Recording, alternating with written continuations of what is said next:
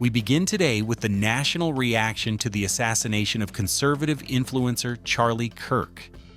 Top Democratic leaders are condemning the killing, which took place last week on September 10th at Utah Valley University, and are urging Americans to reject political violence.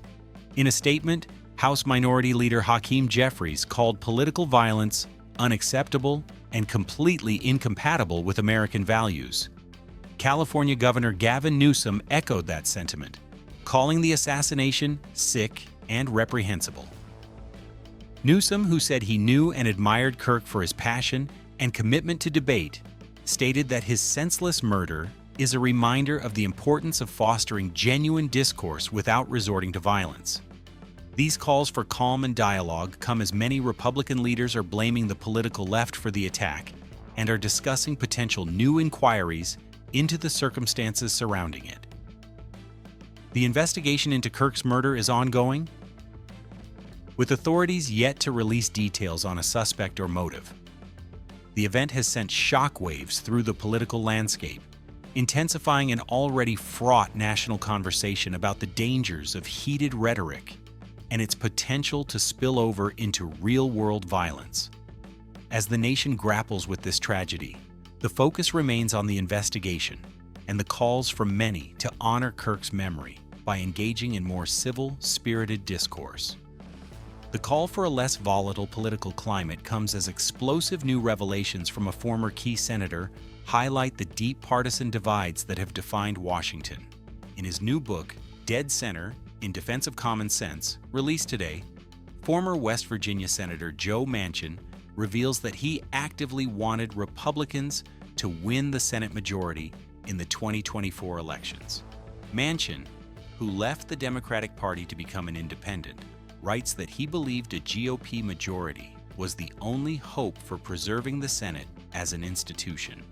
His primary reason was the protection of the legislative filibuster.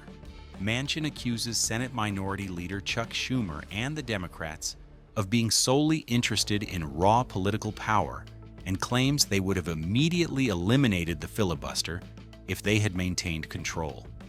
He writes that Schumer's push for a vote on the filibuster was not about principle, but about proving his loyalty to the radical left.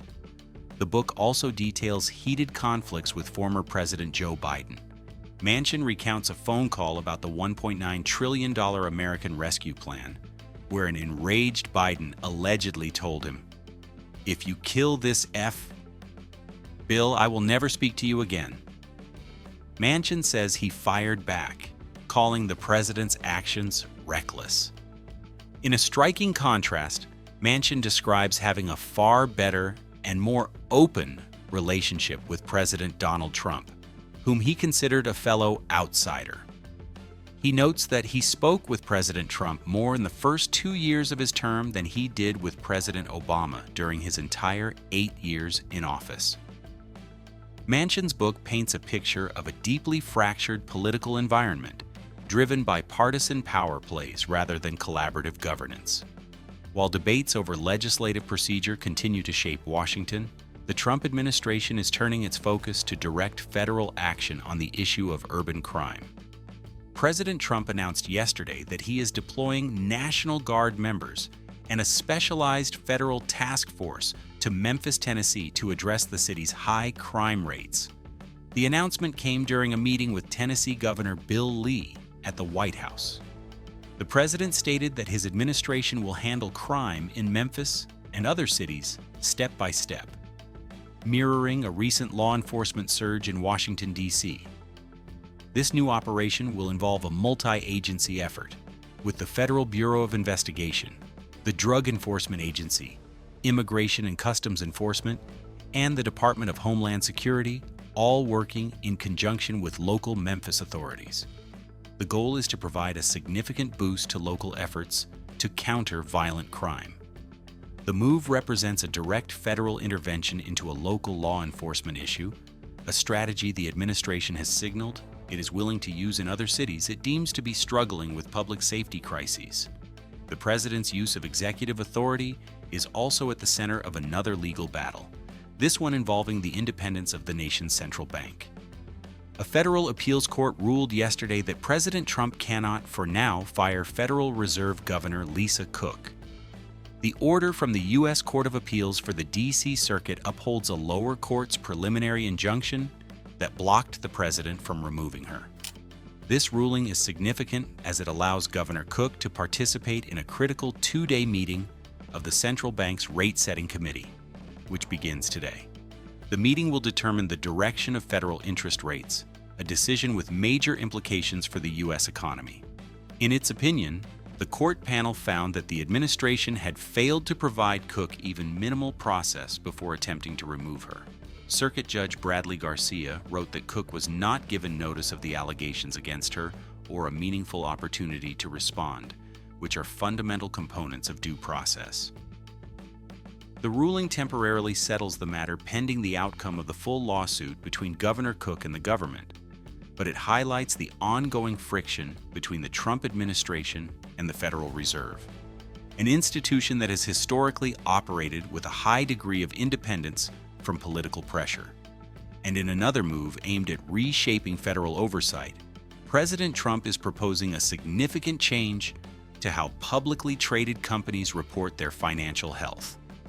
In a post on Truth Social yesterday, the president suggested that businesses should no longer be required to file earnings reports every 3 months. Instead, he advocates for a switch to a semiannual or 6-month reporting schedule. According to the president, this change would save companies money and, more importantly, allow managers to focus on properly running their companies for the long term, rather than managing for short-term quarterly results to please Wall Street. This would be a major shift from the current system, which has been in place for roughly 50 years. Under current law, the Securities and Exchange Commission, or SEC, mandates quarterly filings to ensure transparency for financial markets, shareholders, and analysts. Proponents of the current system argue that frequent reporting is crucial for investor confidence and allows for the timely discovery of financial problems within a company. Critics of the president's proposal warn that moving to a 6-month cycle could reduce transparency, allowing companies to hide poor performance for longer periods. This, they argue, could lead to greater market volatility and bigger shocks when negative information is eventually disclosed. The proposal has opened a debate between those who prioritize long-term corporate strategy and those who emphasize constant market transparency.